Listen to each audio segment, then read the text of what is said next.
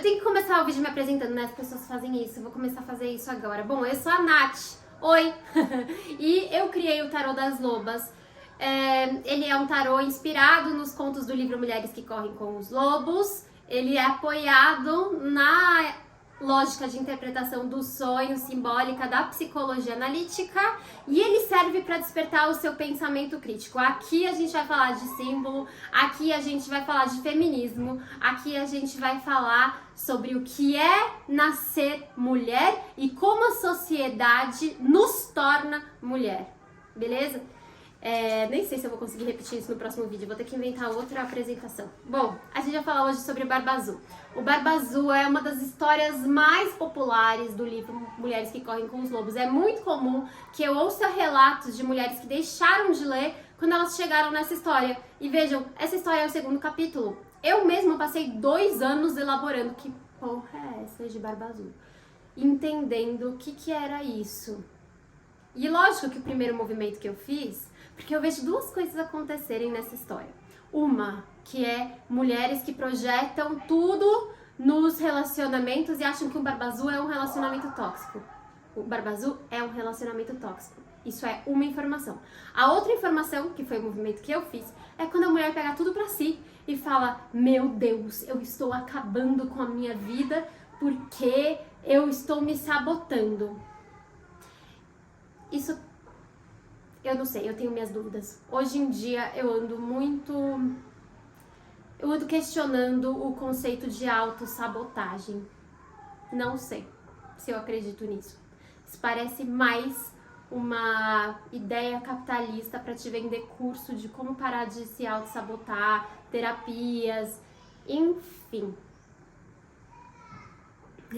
Uma vez que essa autossabotagem não é uma coisa que está sob nosso controle, né? E aí a terceira coisa, né, que é o Barba Azul, é uma questão social e que afeta, e essa é uma visão específica minha, e que vai afetar especificamente a subjetividade das mulheres que se tornaram mulheres a partir de uma obrigação social. Percebe o que eu tô falando? Elas não tiveram escolha. Elas nasceram com útero e, portanto, a subjetividade delas foi moldada justamente porque elas nasceram com útero. E aí a gente tem inúmeras violências a partir disso. Beleza? Vamos lá. O que a Natália tá falando? Nem conheço essa história, né? Então, eu queria fazer mais aprofundado do que eu fiz o vídeo da Loloba, eu fiz alguns asteriscos pra gente comentar tópicos importantes, tá? Então, antes da gente chegar na história, ela fala que trata-se de um antagonista debochado e assassino que nasce dentro de nós e mesmo com a criação parental mais cuidadosa, sua única função é a de tentar transformar todas as encruzilhadas em ruas sem saída. Ele irrompe no meio dos planos da alma mais significativos e profundos e ele isola a mulher da sua natureza intuitiva. Seu trabalho destrutivo deixa a mulher com os sentimentos entorpecidos, sentindo-se frágil para seguir adiante na vida. Suas ideias e seus sonhos jazem a seus pés, esgotados de qualquer animação. Eu chamo isso de patriarcado. Eu não sei do que vocês chamam isso. Por isso, eu leio o Barba Azul hoje como uma história de como o patriarcado arregaça, mutila a nossa psique, a psique da mulher. Ok, então vamos pra história. A história era assim. Era uma vez uma família. Viviam 3 irmãs e uma mãe. E elas moravam numa cidade onde tinha um homem muito esquisito, ele tinha uma barba azul, as pessoas olhavam meio assim pra ele, tipo, algo de errado não tá certo nessa barba. Mas ele se aproximou ali daquelas mulheres e ele cortejou todas ao mesmo tempo, convidando-as a viver uma tarde bonita e gostosa e cheia de guloseimas no parque com um piquenique. Ele chegou de cavalo branco, com laços e fitas e um banquete onde as moças foram servidas, né? E ele tava ali tentando conquistar alguém. Quem se interessou pelo Barba Azul foi a irmã mais nova. Só queria fazer uma coisa. Esse momento do Barba Azul, em que ele chega com seu cavalo branco, ele é o Cavaleiro de Copas, no Tarô das Lobas. O Cavaleiro de Copas, ele é muito, no geral, muito bem visto pelos tarólogos, né? Eu não vejo nenhuma carta de uma maneira boa ou má, só. Todas são as duas coisas simultaneamente. E o Cavaleiro de Copas tem uma proposta, uma oferta, um romance, parece ótimo. No começo é tudo muito gostoso, né? Aí você conhece um boy, ele, louco por você, faria qualquer coisa por você, inclusive manipular sua mente e passar por cima dos seus limites. É mais ou menos isso, você tem que estar ligado que esse é o Cavaleiro de Copas quando ele aparecer no seu jogo. Pode ser uma proposta boa e pode ser que esse cavaleiro ele se desenvolva para uma coisa positiva, sim. Mas pode ser que ele seja um Barba Azul. Ninguém pensa nisso quando sai o Cavaleiro de Copas no jogo, né? Então, ainda mais que ele e a Copas fala de emoção, ele vem carregado de fantasia, de idealismo. Aí faz um drama quando você termina com ele, aí não fica 3 horas pedindo, ajoelhado e não aceitando que o seu não é não. É duro o Cavaleiro de Copas. Enfim, é bom e ruim. E aí, mas o que é perigoso é a projeção da ânima, né? Quando a projeção da ânima é o quê? É esse lugar que ele quer te encaixar. Então ele tem uma ideia sobre o que é você e ele quer que você caiba nessa ideia ou nessa história que ele inventou na cabeça dele. E quando a realidade é muito diferente, né? Então tem uma coisa de distorção, de manipulação, de fantasia, muito presente na água, tá? Então, todo mundo fala, ai, que fofo, ele é canceriano, ele é pisciano, ele é um manipulador. Gente, presta atenção. Ele também é fofo, Porém, será que vale custo, né? Vale quanto custa? Então é esse o momento do tarô. Quando ele chega, a gente tem o Cavaleiro de Copas ali no Barba Azul. E aí, quem se apaixona por ele nessa história de piquenique é quem? É a mais nova das irmãs. E ela vai ser o Valete de Copas. Então, a mais nova das irmãs, ela se vê naquela situação e ela se encanta, ela se seduz, né? A mais nova, ela tá ali, ó, do lado do arquétipo da criança, ou seja, do que é começo, do que é a infância de alguma coisa, do que é o impulso inicial, que é muito, muito parecido com o louco, né? É o primeiro movimento, a criança ela tem consciência? Ela não tem consciência, ela não sabe onde ela tá se metendo e ela vive a vida dela feliz ou sem consciência, né? Não sei se dá pra chamar de feliz, mas ela tem uma alegria ali, né? E uma curiosidade, e ela arrisca, eu acho que é isso que a gente vai perdendo ao longo dos anos e que é necessário para que a gente comece qualquer coisa que a gente vai apostar, a gente precisa do valete, né? A gente precisa do louco. O valete, ele tem essa coisa que é o pajem, ele é um jovenzinho, ele ainda tá aprendendo, e por ele não ter muita consciência daquilo, ele vai e faz, e é no erro que ele aprende, certo? Por isso que chama o princípio da iniciação. Então é um movimento de iniciação, é um rito iniciático, tá? Vamos prestar atenção que nessa história a gente tem, então, a quaternidade, né, ali representando um feminino inteiro. A quaternidade, eu acho que eu já devo ter mencionado em algum outro vídeo do canal, especialmente esses da playlist A Psicologia da Adivinhação. E ele vai falar sobre a inteireza, né? Aquilo que é quadrado, que é estável, que está formado, né? Que é completo. A quaternidade, ela aparece também na carta do mundo, que tem esse mesmo significado, a completude, a finalização, né?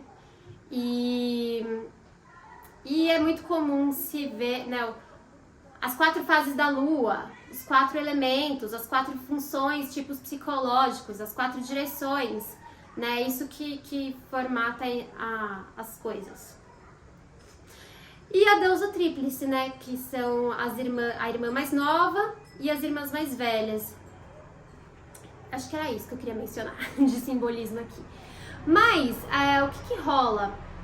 A mulher se casa, né? A mais jovem se casa com o Barba Azul, ela acaba se sentindo seduzida, né? Por aquilo. Quem se seduz é o ego. Quando a gente tá sempre em processo de amadurecimento, a individuação, ela é contínua, né? Tipo, não tem fim. Então, quanto mais a gente conhecer os desejos do ego, ou seja, cair nas tentações do ego, mais a gente vai ganhando repertório do que o nosso ego gosta, mais a gente vai entendendo quando é ele falando e aí eu posso resistir. Aí eu tenho a possibilidade de resistir. Porque se eu não tenho referência nenhuma, eu vou fazer essa escolha achando que é meu desejo legítimo e acabou. Só que não é, né? Enfim, essa é uma qualidade da donzela, essa é uma qualidade também dos valetes, né? Valete de copas, ele tá ainda em processo de desenvolvimento emocional. Quando ela se casa, ela passa a viver nesse castelo, né? E um belo dia ele vai viajar. Lembra que toda vez que vai viajar, dá alguma merda na sequência, né? Vocês viram Frozen? A donzela sem mãos também é a mesma coisa. Então, ele fala pra ela, você vai ficar aqui com o castelo pra você pode fazer uma festa, você pode chamar seus amigos, você pode fazer o que você quiser.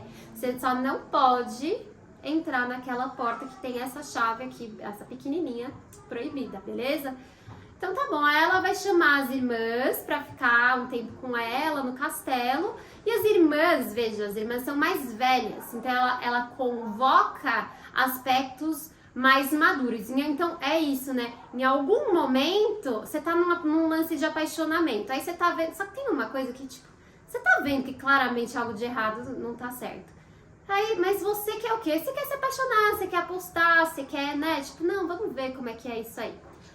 Quanto mais velha você fica, menos tempo a relação tem, né? Tipo, menos possibilidade de tempo de experimentação, uma vez que você já tá vendo, você já conhece, você já sabe onde vai dar. Aí você passa a se respeitar, né? E valorizar a sua voz, né? Valorizar a sua intuição e seu instinto que tá falando errado, né? Aí o que vão falar? Os machistas vão vir falando, ai, você que é difícil, ai, suas exigências são absurdas. Eu vou lançar, eu não sei, eu queria muito respirar fundo pra não agredir ninguém. Enfim, e aí, me perdi.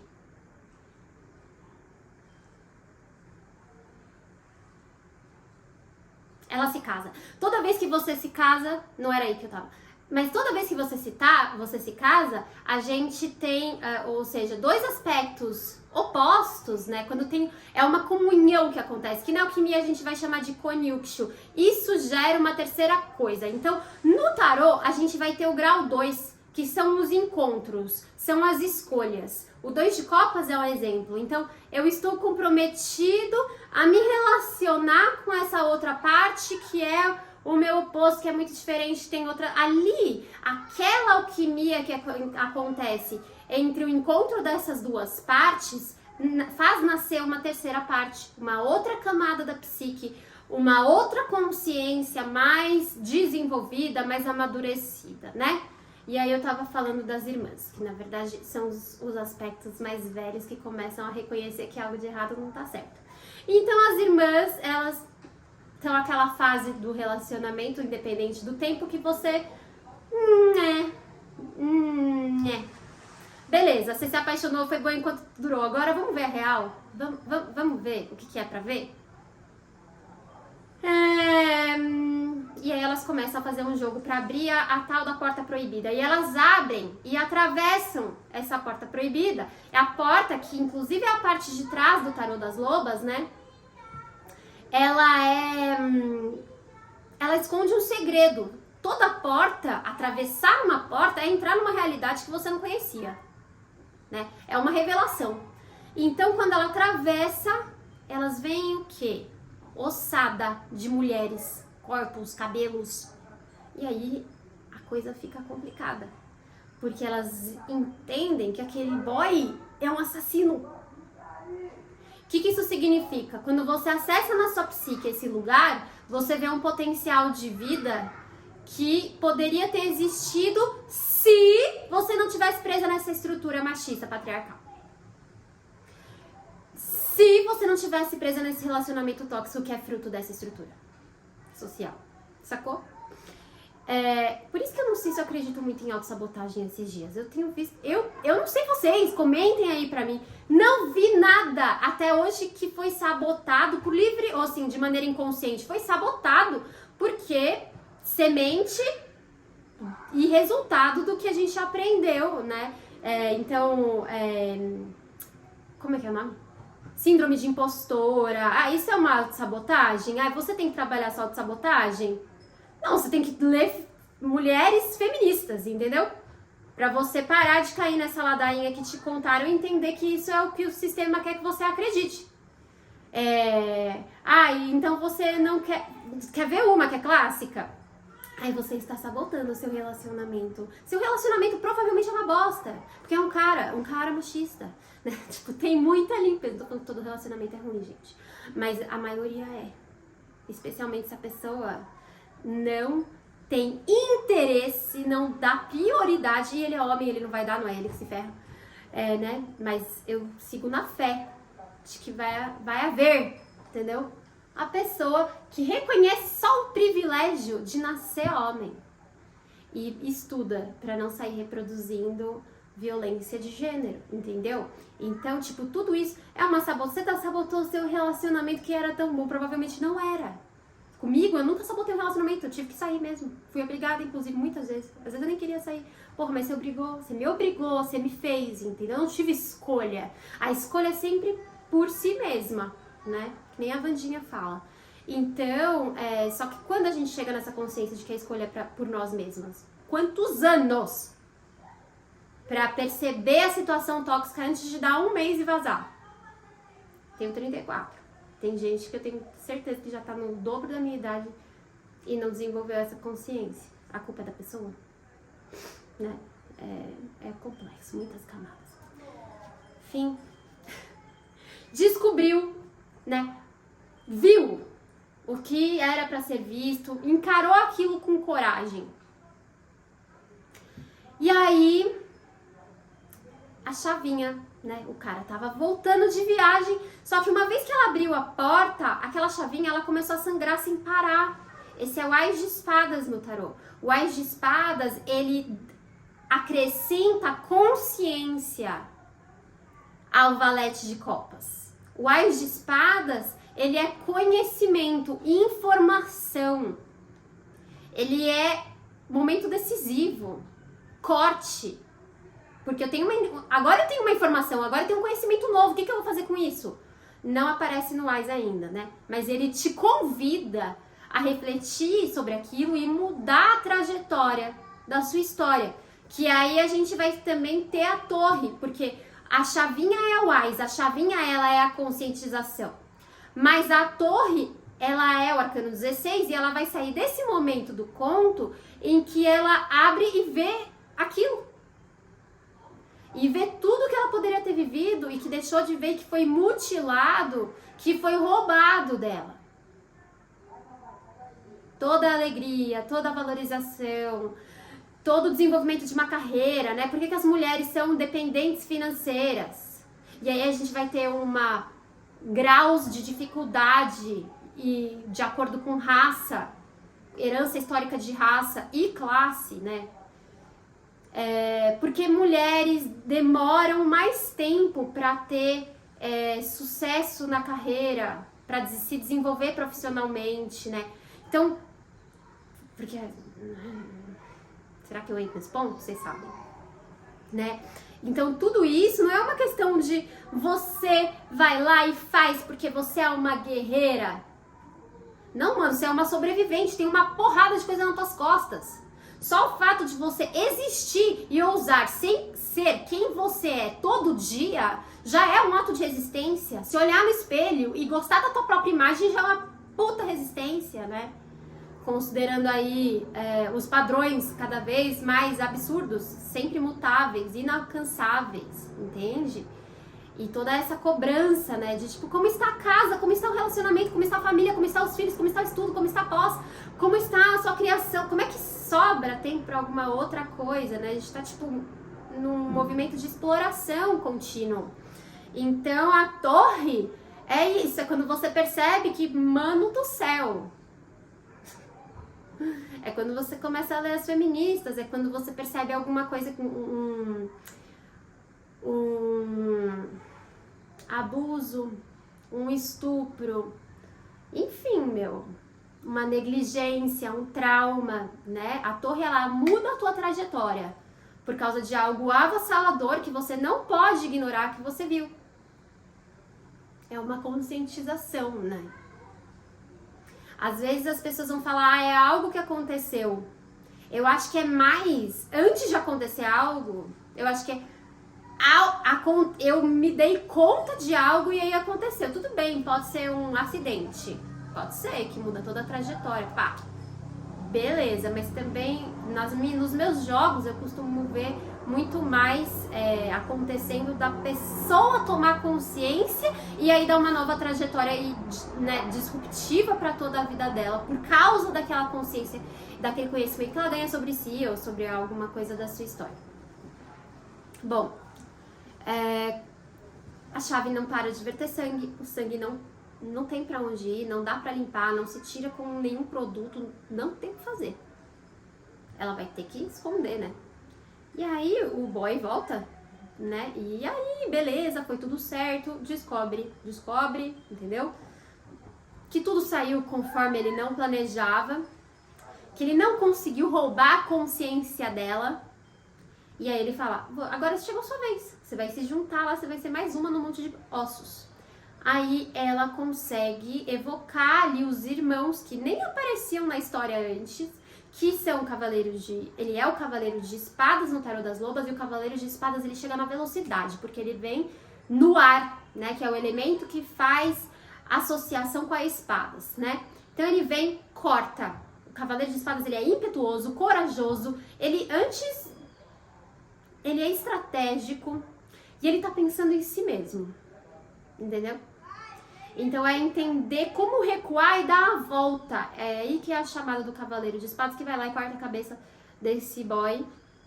E ela tá livre. E agora ela viveu tudo isso, que é basicamente um rapto de Perséfone. Se você não sabe do que eu tô falando, assista a aula 3 de alquimia. E aí ela sai da nigredo profunda, do submundo e floresce, né? Essa mulher que era ingênua ganha um poder, que é o poder de escolher o seu próprio caminho. Bom, deixa eu ver aqui as considerações que eu anotei. A história do Barba Azul fala desse carcereiro, o homem sinistro que habita a psique de todas as mulheres. O predador inato, ele é uma força específica e indiscutível que precisa ser contida e mantida na memória. Para conter o predador natural da psique, é necessário que as mulheres permaneçam de posse de todos os seus poderes instintivos. Como que é isso, cara? Primeiro, a comunidade, ela faz toda a diferença. Se você está ali, eu tive um movimento assim, nossa, me vi feminista na gestação. Ninguém mais ao meu redor, nenhuma amiga, nada assim, militante, né? Enfim, meus irmãos, pai do meu filho na época, não fui incentivada. Só que, então imagina você lidar com tudo isso que se apresenta, né? Tipo, quando você percebe o tamanho das coisas que foram te tiradas, justamente só porque você é mulher, é muito revoltante. Só que quando você vê isso sozinha e você não tem onde se apoiar, você facilmente se adapta à situação majoritária, né? Então o coletivo influencia muito. se você não tem outras pessoas que estimulem, que acreditem naquilo que você tá vendo. Porque uma vez que você percebe o fundo do poço que você tá, você também é denúncia para outras mulheres e as mulheres não gostam. As pessoas no geral não gostam. Elas falam, meu, tá questionando agora a maneira que eu sempre me relacionei. Então, quando você questiona a sua existência, você influencia as pessoas ao seu redor a também questionar. E nem todo mundo vai querer. Nem todo mundo vai, tipo, porque é sair de uma zona de conforto que a pessoa viveu a vida inteira, entendeu? Que é, tipo, pegar as crenças da pessoa, pegar, jogar fogo, cortar em pedacinho. E a pessoa, tipo, não estou pronta. Então você é errada, você é louca. Não, para de mimimi. Entendeu? Então, é muito importante que a gente esteja cercado de pessoas que nutram aquilo que a gente acredita. Claro que tem que entrar em conflito, que tem que ter uma oposição, né? É importante a gente ampliar o ponto de vista, mas fica muito difícil de fazer um movimento de resistência e de disrupção, será que existe essa palavra? Sozinha, entendeu? Daí fica difícil mudar as coisas quando você tá sozinha na causa. Então, ó, aqui ela fala que é um inimigo ancestral e contemporâneo dos dois sexos. Eu não vejo mais o Barba Azul assim. Essa é uma análise que eu acho que tem a ver com o que a Von Franz vai falar na análise dos contos de fada. Ela vai falar que o Barba Azul, ele é o trickster. O trickster, ele é aquele aspecto que é bem um mago, assim, ele cria ilusões e te mete em situações de engano pra... Só que o trickster, ele tem uma função que é que é benéfica, né? Que é fazer você amadurecer e entender as ciladas que você entra, né? Pra que você pare de cair nelas. Só que ele também, né? Uma vez eu falei no Stories, conforme você vai se graduando no seu processo de autoconhecimento, os seus demônios também vão se graduando, né? Então tudo PhD aqui. Então vai ficando muito difícil os desafios pra você perceber nos lugares que você tá se colocando, às vezes, né? Sempre um teste, são sempre duas forças opostas criando conflito, e é no conflito que existe o crescimento, né? Mas então, aqui ela traz essa leitura. Eu vejo o Barba Azul, e é uma tradução minha, não é que não é verdade o que ela fala, porém, né? Também acho que é uma questão específica da psique feminina, né? Que tem a ver com tudo isso que eu venho falando ao longo do vídeo, sabe?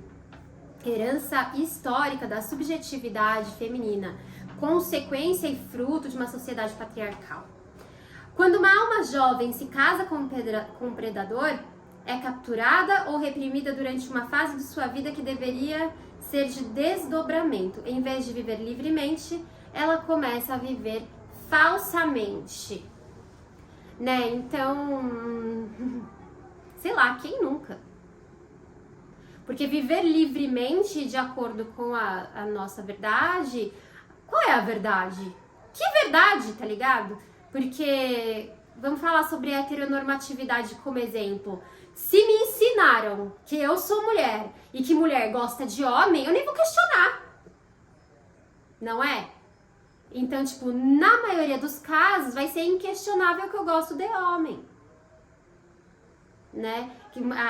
E isso vai ser reforçado pela mídia, né? Pelas imagens, filmes, enfim, representatividade das coisas é sempre um casal, homem e mulher. Então, eu vou duvidar do meu interesse por mulheres, eu vou questionar a minha bissexualidade. Ou ainda, eu vou lutar contra a minha homossexualidade, se for o caso, sabe? Então é pra esse lugar que eu queria trazer essa pergunta aqui que ela fala, né? Em vez de viver livremente, começa a se viver falsamente. Eu acho que a individuação é justamente esse processo de limpeza, de purificação, o tempo todo, cada hora, cada vez mais, né? Então você ama o seu trabalho, né? Pessoa, nossa, ganho 10 mil por mês, trabalho de segunda a sábado, um sábado sim, um sábado não, eu tenho folga, meu horário é super, mas eu ganho 10 mil por mês pra depois eu gastar com o que eu quiser, vou viajar, compro minhas coisas, moro numa casa maneira. A pessoa tá infeliz, reclamando todo o santo dia, escrava do neoliberalismo. Saca? Isso numa situação, na real, tipo, Não é todo mundo que tem também o privilégio de escolher sair desse esquema, né? Mas sabe, essas coisas que a gente é ensinado, às vezes a gente tem que sair, tirar o foco. Quando a gente tira o foco e se distancia, aí a gente vê, né? Filosofando. Bom, a chave do conhecimento, que é a importância de farejar. Ela é o acesso ao segredo que todas as mulheres sabem e ainda assim não sabem. A chave é tanto uma permissão quanto um apoio para que ela conheça os segredos mais profundos e mais obscuros da psique. Nesse caso, aquilo que degrada e destrói estupidamente o potencial de uma mulher.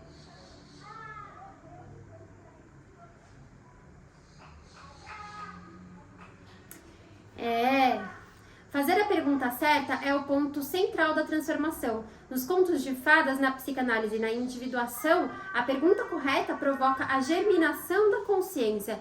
E é muito isso que eu trago como proposta com o Tarô das Lobas, né? Eu acho que mais importante do que as respostas ou até uma previsão é saber fazer a pergunta correta. E por isso que eu crio esses métodos também inspirados nos contos, né? Na próxima semana eu vou fazer uma leitura inspirada, um método criado inspirado no Barba Azul, e vou usar o Tarô das Lobas. Então, o que está por trás do visível, né?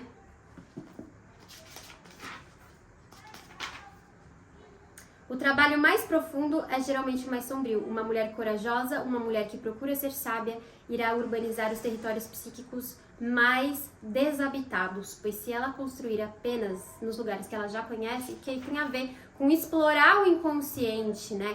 E você sabe que o Barba Azul, ele foi o conto que me fez investigar meu sonho. Eu acho que nem lembro, ou seja, anotar todos os meus sonhos e interpretá-los, né? Ou o coletivo de sonhos me mostram o caminho, caminho que eu tô trilhando, né? O que meu inconsciente me comunica sobre as minhas escolhas naquele dia e ao longo dos dias.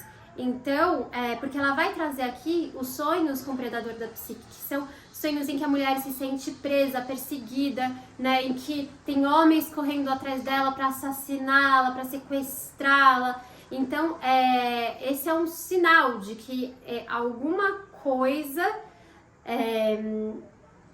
esse é um sinal de que algum aspecto da sua psique está tentando te encurralar, né? Tá tentando te pegar, tá tentando te amedrontar, tá tentando roubar a sua consciência. Esse é o sonho com o predador. Então, tipo, eu tô indo... É muito comum que a gente vai criar alguma coisa nova, aí começa a sonhar com esse sonho, tipo, mano... Aí eu já entro em contradição com aquela questão da autossabotagem. Tem uma força minha, mas é o medo, né? O medo pode ser uma sabotagem do ego. Eu não faço aquilo que eu gostaria porque, na verdade, o ego... Porque, na verdade, eu tenho medo. Eu tô apegada a alguma coisa específica, ou orgulho, né?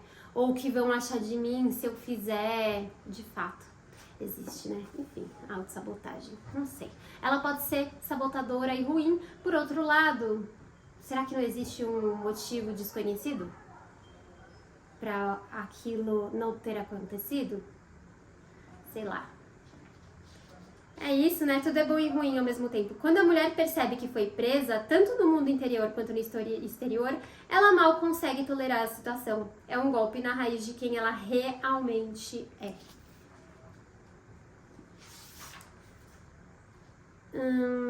Uma coisa que eu acho também importante pra gente falar é que é isso, né? O predador, ele vai enroscar no aspecto mais frágil, que é o aspecto em desenvolvimento. E o aspecto em desenvolvimento, ele é inseguro. Então, quando eu questiono o meu valor, aí o medo me pega, né? Ai, será que você vai lançar esse tarô? Né? Esses dias eu estava conversando com uma consulente, eu estava falando pra ela, tava falando, ai, eu não sei o que fazer, eu acho que eu me saboto.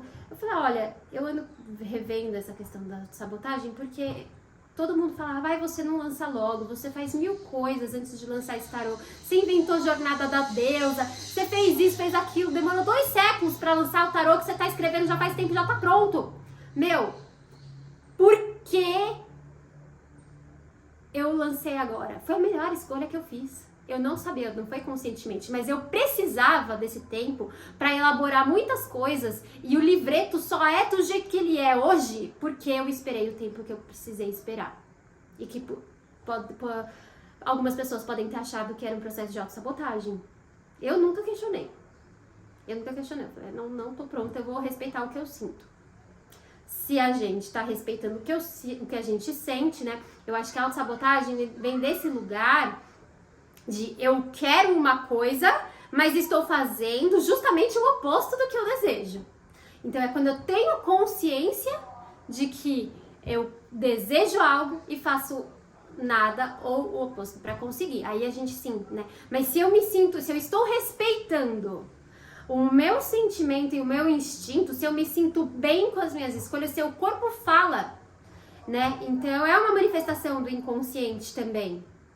E aí confia e segue o que seu corpo diz.